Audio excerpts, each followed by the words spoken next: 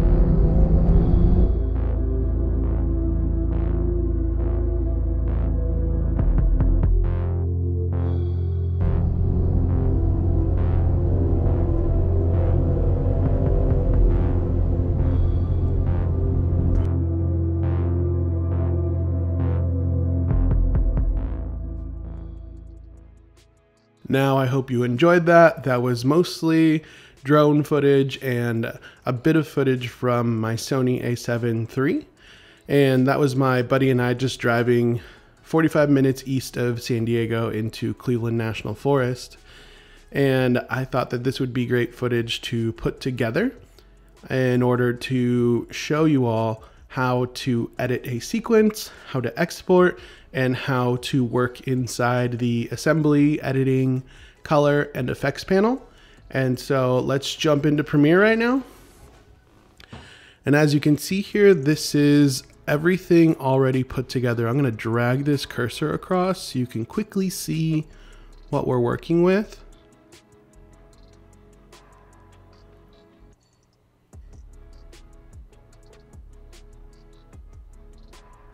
Okay, and so this right here is the audio track. This right here is actually sound from a Defender, which is the vehicle that is here that I found online, that I put in here to add a bit of sound design so that you can actually hear the car driving along. And so without further ado, we'll get into this. So you can see up here we have our bins that we exported in the video earlier.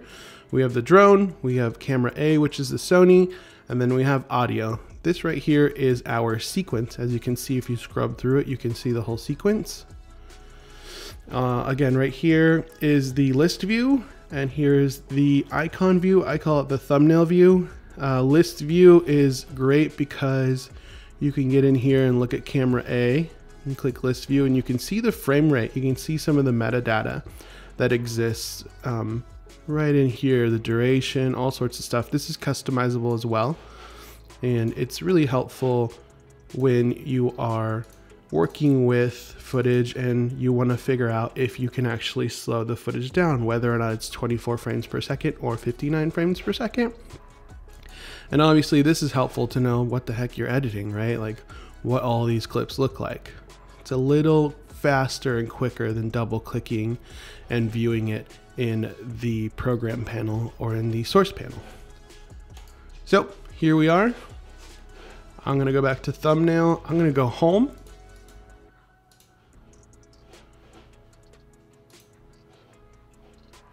Raw video, audio. We are home, and I am going to, oh, you know what? I just realized that our sequence is here. I don't really want that. So I'm gonna copy, Control C, go here, paste. So now our sequence is right here in the home. And go over here. We essentially made a copy. So, oh, I made a double copy. I'm gonna delete these. No need to worry. It's right here. And with that, we actually removed it from our timeline, which is really helpful. We can go here to new item and we can select sequence, which is what it is called in your timeline. So I'm going to call this Defender Mountains. All right. And so here is our sequence. And let's go to our raw video. I know we're opening up with a drone, and what I'm going to do is I'm going to assemble our edit in assembly. So I'm going to start building out half the edit here.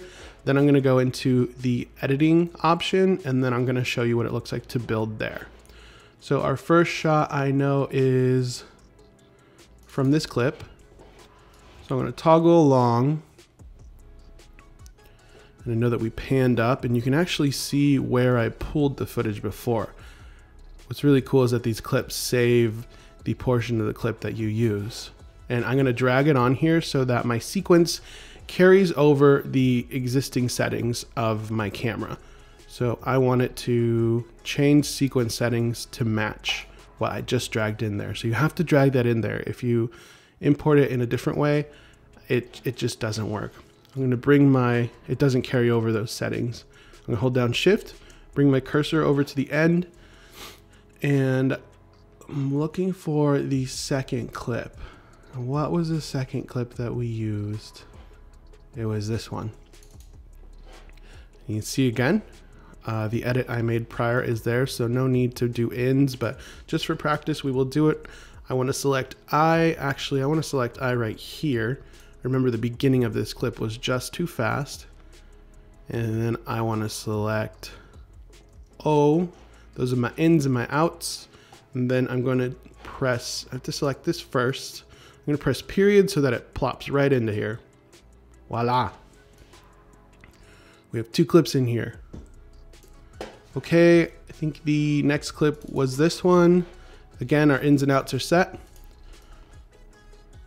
I'm going to set my in here. Let it play. As soon as it gets out of the frame, out. Playhead's still at the end here. I'm going to press period. Boom. Woo. And then the next clip, I believe, was this one. We have the ins and the outs set, so I'm just going to go ahead and press period, throw that in there, speed this video up, and after that,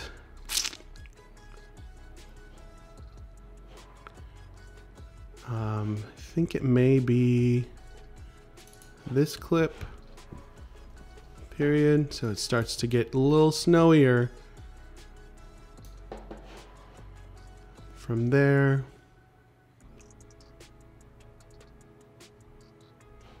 We'll select this clip, period, because my ins and my outs are already set. And then we are here, period. Here, got this overhead shot, and really take notice of the different kind of textures and shots that I'm using here to create a story, closing out with this really wide aerial shot. Ideally, I would have had more camera shots in here, which actually reminds me that I'm missing a few shots. So I know that right here, I want to add a shot from my Sony camera. So I'm actually going to highlight this and drag it across to create some space. Go to the end of this clip, back out of here and go to camera A. And this is the shot that I wanted. So ins and outs are already selected. Press period. There we are. And then this one goes right after, gives kind of like a first person view of what is going on, of what we are working with. And so that's our sequence there. I'm actually going to back up. So I'm going to go build out the rest here in the other panel, the editing panel. Get out of here, get over to editing, and you'll be able to see the difference in that workflow. So we're going to go back, we're going to go to drone. I know that the next shot is this one, right? Yes, totally. Shift to get the end. And so now we're previewing right here in the source panel and not the program panel. The program panel, it is reserved for our timeline, to preview our timeline. So since we're here already and our ins and outs are set, I'm going to press period. And go in here, period. And then, so instead of pressing period, you can also drag, right? You can drag it right at the end there.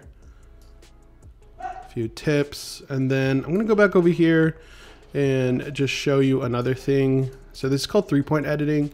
So as you're scrubbing, you can press space to preview. You can press L to fast forward, space to pause, J to go back, press it again to make it faster. Same thing with L. You can really speed it up. So that is awesome. And what else? Yeah, and so that's 3-point editing. So between J, K, L, let's go back here. Let's go all the way to the end, J. So we are at the end. J, J to go back, L to go forward, K is actually to stop.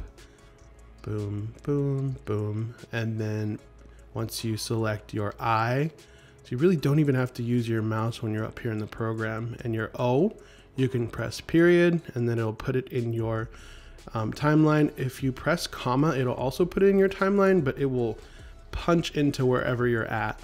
And I believe you can kind of just, wherever the cursor is, it punches in. So you have to be careful with the comma. I prefer the period because it's absolute, like it's not, I know exactly what I'm getting myself into. And I forgot the ending shot here, so we'll go ahead and put that here. Period, end shot is there. So we'll go to effects panel now, and we'll come back to coloring. Now that we're in effects, I'm going to go down to, there's a lot here. I know that I want to use my cross dissolve. I'll select cross dissolve. Cross dissolve. Get a little fade there. And then I want a fade at the beginning.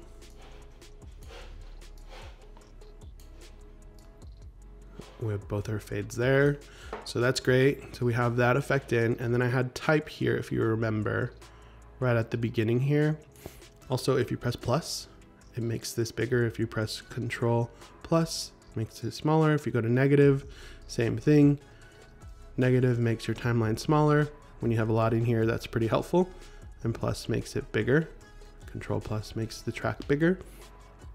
And so I'm gonna add text here. I'm gonna click this, the text tool, and I'm gonna select right here. And then I'm going to put once, oop, text too big, and it's not Futura. You know how I feel about Futura. Medium, down into 34. Once, or twice. This is just kind of minimalistic Jose.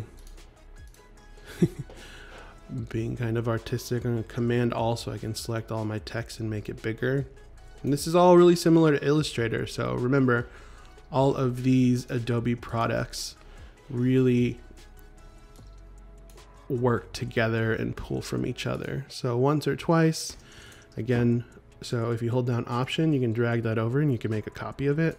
Love that. You can do that in Illustrator too. Once or twice, every other year. And this is just a minimalistic, cryptic way of me saying that it snows in San Diego County, Southern California, once or twice every other year, and I was lucky to be there. So we'll preview that once or twice every other year. Might need it to last a little longer for the eye. Come in once or twice every other year. Very cinematic. And so yeah, I used the text tool, I put that on there, and then I went to Essential Graphic here, selected it, and I was able to edit a few things here, use the alignment tool. Another thing that you can do is if you go into this arrow, you kind of X out of the text option, you can double click and you're in there again. So that's that. And then we're gonna go back and add our audio. I'm gonna make this track smaller so I can see what I'm working with. Negative, negative, negative button, and here we are. Go down to audio. This is my song. And remember, we edit with our eyes. Make this track a little bigger. So let's see right here how our audio levels are.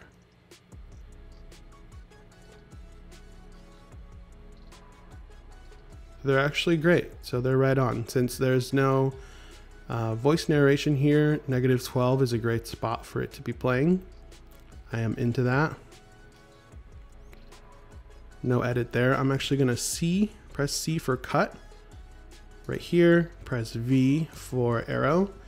I'm gonna zoom in here. I wanna put my cursor over there so that it zooms into that specific area. Here we are. I'm gonna select, I believe Command. Yes, so it gives me these little keyframes here so that I can fade out the music towards the end. Usually start the fade right where the cross dissolve starts, and I let it drag on a little bit so that you still get that ambient sound after the clip is done. And our audio actually went up. So we're back at that 12 level. Awesome. I'm going to negative button here so I can see what I'm working with. And then I'm going to drag my car sound. Oh no, my car sound isn't in here. Okay, so I'm actually, and then now that we have that, I'm actually not going to drag the car sounds in here just to make this video shorter. We're going to jump into coloring now. And here we are, coloring. So coloring is really difficult. This is kind of your last part to really build an eye for this. There are professionals that color all the movies that you watch, and they're called colorists. I would love to meet one and be mentored by one. Also, a lot of these cameras don't have what's called 10-bit color, so there's only so much we can do in here. But with that being said, as you can see, this is similar to Lightroom. So we'll bring the contrast up, bring the highlights down, shadows, blacks. We'll saturate this a bit, warm it up a little bit too. As you can see, we're getting the sun, little sun rays in here. You can see this is being hit by the sun and this is not. And then there's also something called a LUT. Go ahead and look up LUTs. They are called, I believe they're called Lumetri scales. And essentially they are files that you can lay over your video that gives it this artistic quality. And you do that right here in the creative, and you can actually tone them down. So I'm going to tone this one down a little bit. So it's still kind of giving me this great color, this great depth in here. And that's that. And what I'm going to do now is I'm actually going to Control C or right click copy, and I'm going to paste the attributes to these as well. So Lumetri scale, again, you can paste like you do in Illustrator and pick and choose what you want to carry over. And I just want to carry over this color. There it is. It's a bit intense. I'm gonna bring the saturation down just a touch. And then I'm gonna take what I copied here because it's similar. You're gonna be able to see, if you look up here, the difference when we paste these attributes over. Watch the photo. Ooh. We'll bring the shadows up a little bit. And then I am just going to add this to all of my friends here. Select all, paste attributes, press OK or enter.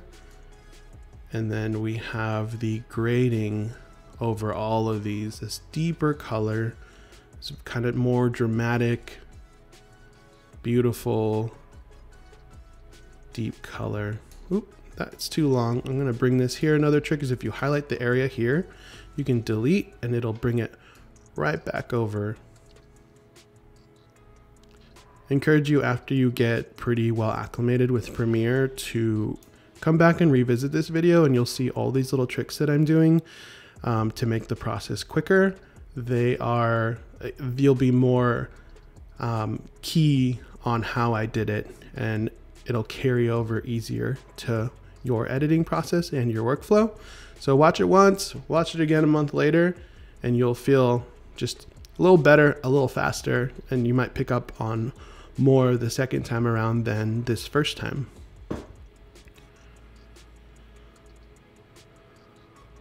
Cool. So that is how to put that together in color.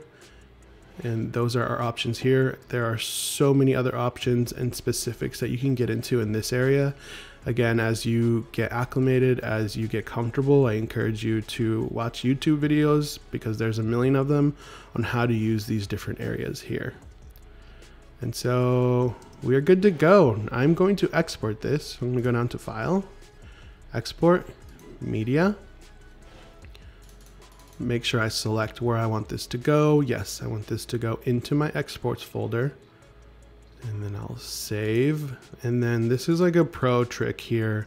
For some reason, a lot of color grading doesn't carry over or get baked into your video. And so Sony actually created this specific LUT.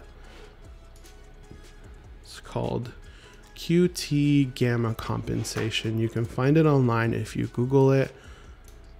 And I'm just dragging from my Finder into my browse option here, just to make it quicker when I'm looking for options. Again, another pro tip, it'll say that none are on there, but there's definitely a lot in there. And so this is our little export panel here. And we are going to export. And that'll take about a minute before it arrives in our folder there. And that is Premiere. So I hope that was helpful. Thanks for just following along and going through these videos. I'm really glad I made them, and I hope they get you creating and making videos. Thanks for bearing with my COVID hair. It's super long, so I've been wearing hats and just trying to be unique and a little funny and me, because I felt like that helps. It's better than being monotonic and just telling you to do all these things and being textbook like. So cool. I hope this got you started. I hope you enjoyed. I hope you start making videos.